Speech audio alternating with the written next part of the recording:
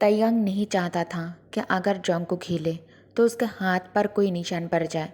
उसने हल्की आवाज़ में कहा, अब सो जाओ और ध्यान से रस्सी का एक छोटा सा हिस्सा बेड के पिलर के पास बांध देता है, इतना ही कि सब कुछ सेफ और ठीक रहे।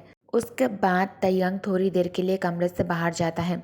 फिर कुछ देर बाद तयंग वापस आता है और जोंगकुक के ऊपर एक गर्म कंबल रखकर उसे अच्छी तरह से ढक देता है।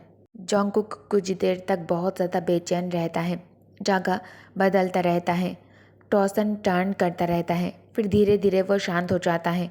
वो वही लेटा रहता है जब तक तयंग शावर लेकर वापस नहीं आया। जैसे ही वो आया, जोंगकुक की नज़र तुरंत उस पर गया। उसकी आंखों में एक मासूम सी बेचैनी थी। तयंग रस्सी का नॉट खोल देता है, लेकिन इस बार पूरा नहीं। उसने सिर्फ जोंगकुक के एक हाथ को अपने हाथ से जोड़ दिया, जैसे कह रहा हो, मैं यही हूँ। जोंगकुक विरोध नहीं करता। वो थक चुका था और शांत था। आज के दिन के बाद ये सब उसके लिए समझना मुश्किल था। तयंग लाइट को बंद कर देता है और उसके पास जाकर लेट जाता है। दोनों के हाथ एक दूसरे के पास थे और उनके बीच सिर्फ एक खामोशी थी।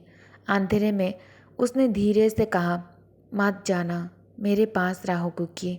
उसकी आवाज़ में एक नरमी थी जो जोंगकुक के दिल को छू गया था। उसने जोंगकुक का हाथ पकड़ा और हल्की सी मुस्कुराहट के साथ फिर से कहता है, गुड नाइट बेबी। उसने उसके माथे पर एक नरमी नरमी भरा स्पर्श देता है, वो भी अपने होठों से, और जोंगकुक इस स्पर्श को महसूस करके आंखें बंद कर लेता है। वो धीरे धीरे नींद में खो जाता है, एक ऐसी नींद जिसमें ख्वाब भी थे और कुछ उदासी भी। मेजर किम तयांग के लाइफ अब बदल गया था, वो भी जोंगकुक के वजह से। ये बात उस सिपाही ने नोटिस किया जो रोज़ उसके लिए खाना लेकर आता था। पहले जब भी वो आता, वो हमेशा उससे मदद मांगता था। उस जगह से निकलने के लिए कभी कभी वो कैप्टन के बारे में भी पूछता था कि वो कैसा है, जिंदा है या फिर नहीं। लेकिन अब सब कुछ अलग था। अब वो चुपचाप बैठा रहना पसंद करता था।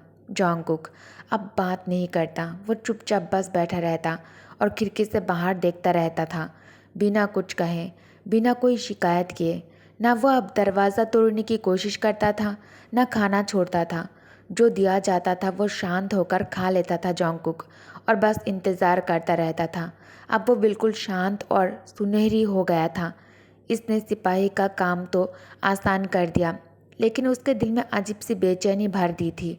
उसे खुद समझ नहीं आया कि वो खुश हो या फिर परेशान। मैं नहीं जानता मैं और कितने दिन ये कर पाऊँगा, वो धीरे से कहता है। जब उसने दरवाज़ा लॉक करके वापस जाने लगा, सब कुछ अजीब सा लगने लगा था उसे, और उसके चेहरे का रंग उड़ने लगा। चलते चलते उसने खुद से कहा, मुझे लगता है वो लड़का थोड़ा अलग हो गया है अब। फिर एक आवाज़ पीछे से आता है जिसने उसे हिला दिया। वो घूमकर देखता है, बस एक और सिपाही था। मेजर को बता दूँ क्या, उसने पूछा, लेकिन तुरंत ही खुद ही सोचने लगा, शायद इसका कोई फ़ायदा नहीं होगा। आखिर मेजर तो उसके सबसे करीब था। उसे सबसे ज़्यादा पता होना चाहिए कि वो लड़का किस हालत में है। फिर भी सबको लगता था कि मेजर अब ज़्यादा खुश नज़र आता है। वह अपने काम में और भी एक्टिव हो गया था अब। इसलिए आर्मी के सब लोगों ने ये बात लिखित नियम से जैसे बना ली थी कि कोई भी उस लड़के के बारे में कुछ भी ना बोले, क्योंकि सब जानते थे वो लड़का अब मेजर के बच्चे को संभाल रहा था अपने पेट में।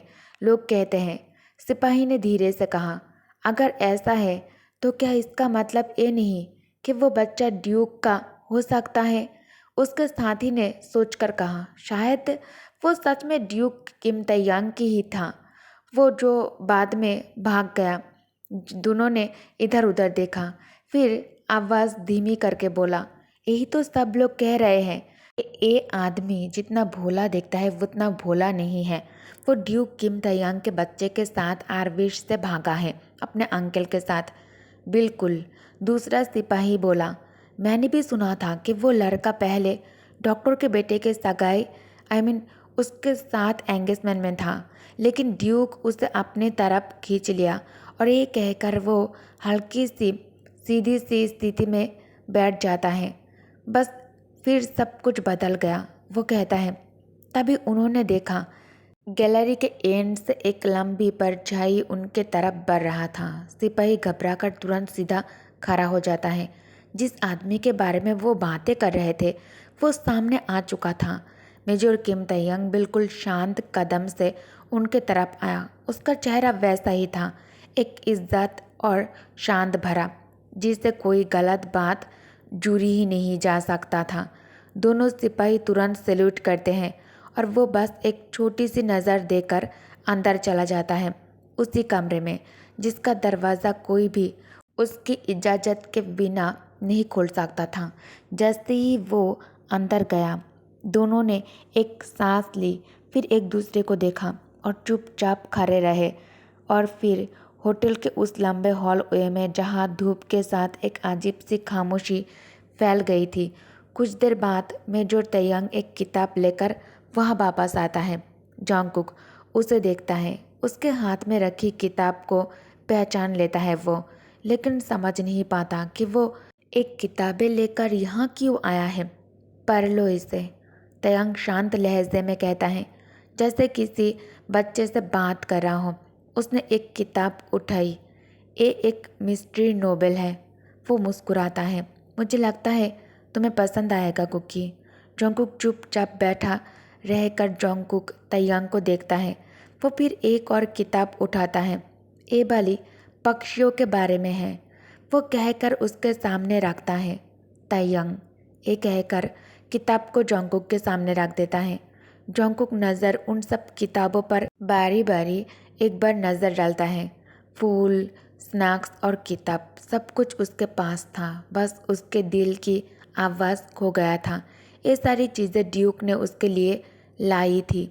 जोंगकुक के लिए सब उसके हाल से बिल्कुल अलग लग रहा था। वो समझ नहीं पा रहा था कि वो इतनी ज़िद्दी क्यों बन रहा है, लेकिन वो ये भी नहीं जानता था कि ड्यूक के सामने अपनी उलझान दिखाए। वो जानता था कि तयंग को शायद अंदाज़ा ही नहीं था कि उसके दिल पर ये सब कितना असर कर रहा है। जोंगकुक कंबल में खुद को ढांक लेता है। बेड पर आराम से बैठते हुए एक किताब खोलता है, पर वर्ड्स उसके आंखों के सामने धुंधला धुंधला सा पड़ता जा रहा था। फिर भी उसके पास एक वजह थी ड्यूक किम तयंग की तरफ ना देखने की, क्योंकि वो जितना तयंग को देख रहा था उतना ही उसके मासूम और हैंडसम चेहरे पर और समंदर की तरह उसके नीले आंखों में खुद को खो रहा था। तंग सामने कुर्सी पर बैठा रहता है। उसके चेहरे पर एक सुकून भरी तसल्ली थी। जोंगकुक के ढीले से बंधे बाल उसके कंधों से गिरकर उसके हाथ पर आ रहे थे और उसका हाथ अपने पेट पर रखकर वो चुपचाप बैठा था। ये मंजर धूप में बैठे हुए एक माँ का इतना शांत और खूबसूरत था कि पल भर के लिए सब कुछ रुक गया था तयंग का। फिर भी जोंगकुक धीरे से कहता है, प्लीज़ मुझे थोड़ी देर के लिए बाहर जाने दो। मैं भागूंगा नहीं, आई प्रॉमिस। तयंग की आंखें थोड़ी सी सिकुड़ जाता है और जोंगकुक के अंदर एक हल्का सा डर उठ जाता है।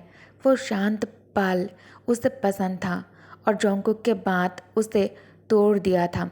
जोंगकुक फिर से कहता है, मैं बस घर जाना चाहता हूँ, अंकल वांग के पास। जोंगकुक तयंग उसे रोक दिया। उसकी आवाज़ गहरी और ठंडी थी, जिससे जोंगकुक के जिस्म में एक सर्दी सी दौड़ जाती है। तुम्हें याद नहीं, तुम्हारा अब कोई घर नहीं है। वो धीरे से उसके पास आता है। उसका चेहरा जोंगकुक के बिल्कुल करीब था। मैं ही तुम्हारा घर हूँ, उसने नरमी से कहा। मैं ही तुम्हारा परिवार हूँ अब। मैं ही सब कुछ हूँ जो तुम्हें चाहिए, और कुछ नहीं चाहिए तुम्हें इसके अलावा, समझे? जोंगकुक आंखों में आंसू लेकर कहता है, ये सच नहीं हो सकता।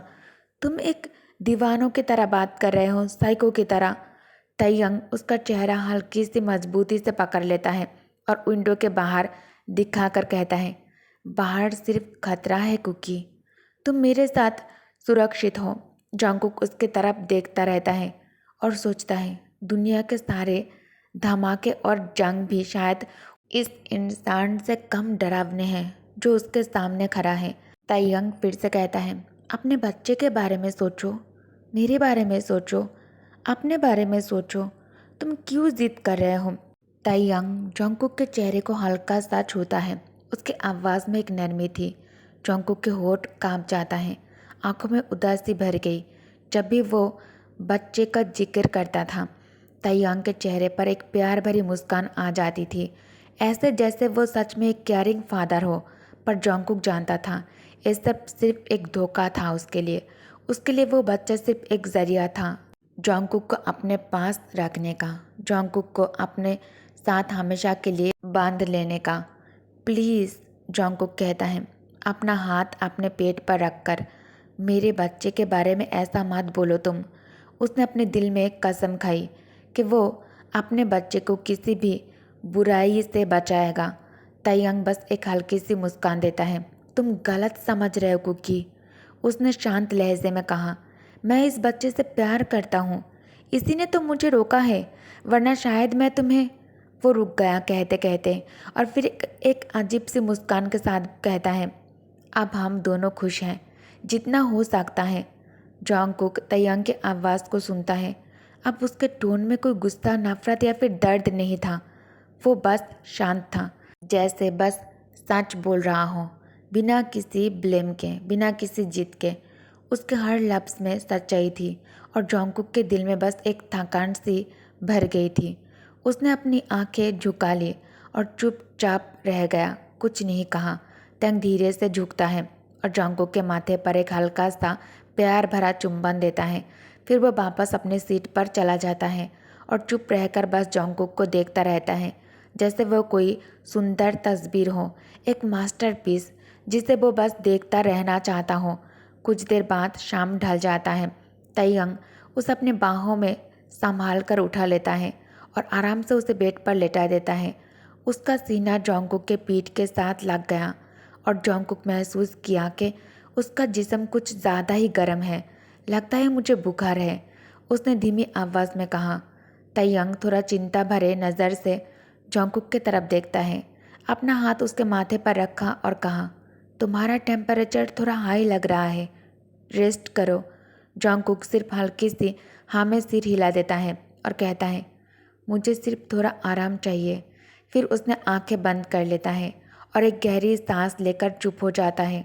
ताइयंग बेड के पास बैठा रहता है और धीरे से टेबल पर रखी टाई उठाई और उसने सॉफ्टली जोंगकुक के हाथों के पास रख दी, सिर्फ इसीलिए ताकि वो चैन से सो सके और उसे लगे कि वो सेफ है। फिर वो उसके पास लेट जाता है और अपने बाहों में उसे संभाल कर भर लेता है, जैसे वो उसके लिए दुनिया का सबसे प्यारा इंसान हो। जोंगकुक को सुलाते हुए ताइयंग हल्का सा मुस्कुराता है और धीरे से बातें करने लगता है। ताइयंग कहता है, मुझे पता है तुम्हें क्या पसंद है और तुम्हारे लिए मैं एक ऐसी दुनिया बनाऊंगा जहाँ सिर्फ खुशी हो कुकी। यहाँ अगर तुम्हारे लिए जगह नहीं है तो मैं तुम्हारे नाम से एक नई जगह बना दूंगा, चाहे एक आइसलैंड हो या फिर एक टावर, मैं बना लूँगा सिर्फ तुम्हारे लिए। मैं तुम्हें हमेशा अपने पास रखूँगा कुकी।